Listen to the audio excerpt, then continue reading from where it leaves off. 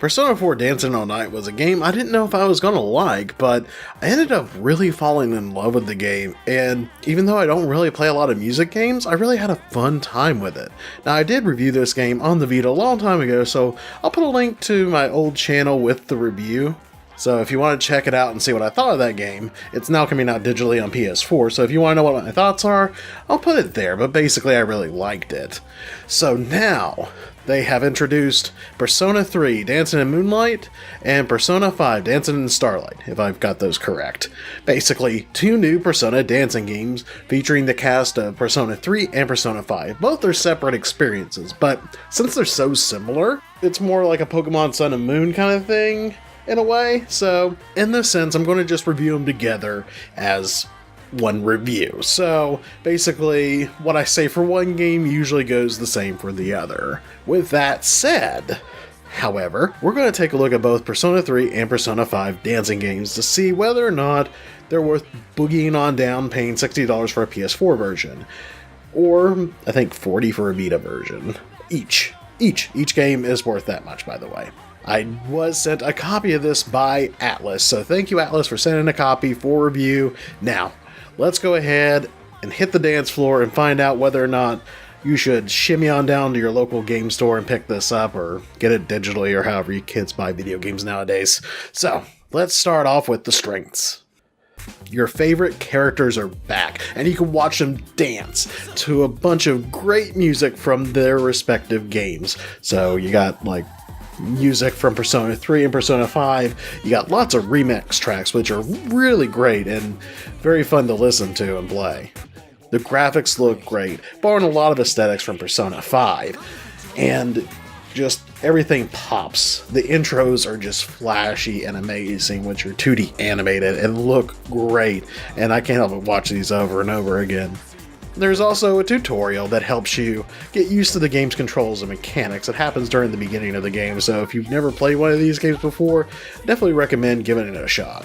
Now, if you've played the Persona 4 Dancing All Night game, this will definitely feel right at home to you. Basically, how this game works is there are 6 buttons.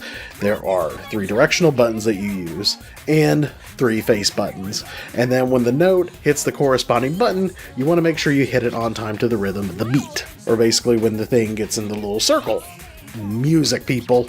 I will admit, I'm not a big music game person, and I don't really have a lot of rhythm. I'm pretty white. I'm as white as they come. I did try the normal difficulty, which was not that great for me. My wife was really great at it. She's really good at these music games.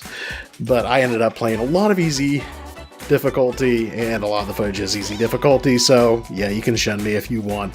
Throw away my musical gamer card out there, but, you know, hey, you do what you can, man. You do what you can. But anyway, I still had fun with the game, and that's the most important thing. And there are different difficulty settings, such as easy, normal, and hard, for you to go through, that if you want more of a challenge, crank it up to hard. If you're like me, total noob at this stuff, then go with easy. You still unlock things, you still earn trophies, so you'll still have a good time with this. There's also enhancements you can unlock during gameplay. These enhancements can make things easy for you, or make things more challenging. In Persona 3 Dancing in Moonlight, for example, I used this thing that doesn't break your combos if you get a good ranking, because if you get good rankings, they break your combos. Now, there is a penalty to it. Even though I do have a big hit combo, I actually do suffer a 15% penalty in my score. So, yeah, there is a trade-off there.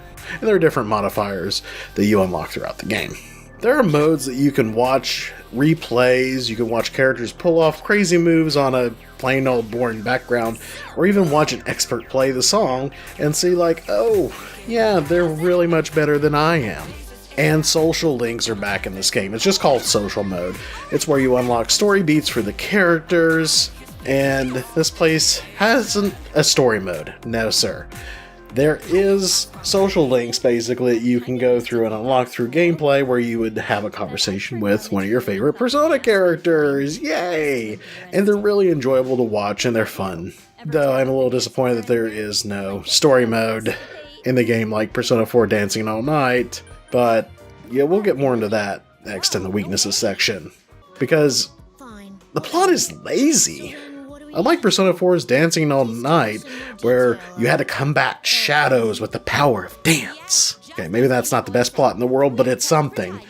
It's just an argument between the Velvet Room employees. They're like, well, our cast is better than your cast. Pfft, bitch, please, our cast is better. Like, oh, yeah, dance off. And then that's how it happens. So, I guess it's better than nothing. It's just a silly excuse, but if you're hoping for a good story here, then you're going to be disappointed. At least there is the social aspect of it, but yeah, you're not going to get a full plot here. Biggest stinging point is that each of these games on the PS4 is $60 each. I'm assuming that the Vita version is $40. I didn't look into it, but $60 for each of these games. There's not a whole lot of content here. While it's fun to play, there's not a whole lot of content. Now, you can save you some money by getting the 3-pack, which includes all 3 of the Persona dancing games, including Persona 4 Dancing All Night, which if you haven't played, definitely highly recommend.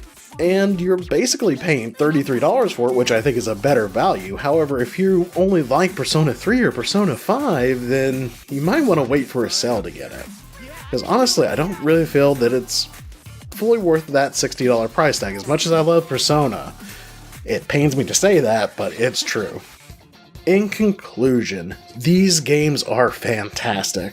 While there's not a lot to them, they are fun, they are enjoyable, and it's great fan service here. If you decide to pick it up, either wait for a sale or get the 3-pack, which is going to be the best bang for your buck. Highly recommend that. And I want to thank Atlas again for sending me a review copy of this game. But yeah, if you really want to play it, I mean, you probably are already going to get this. You're going to pick it up. So guys, let me know, are you interested in picking up these games? What's your favorite rhythm music game? Let's go with that. So, until next time everybody, stay tuned for more content here on The Game Machine. And until next time, game on.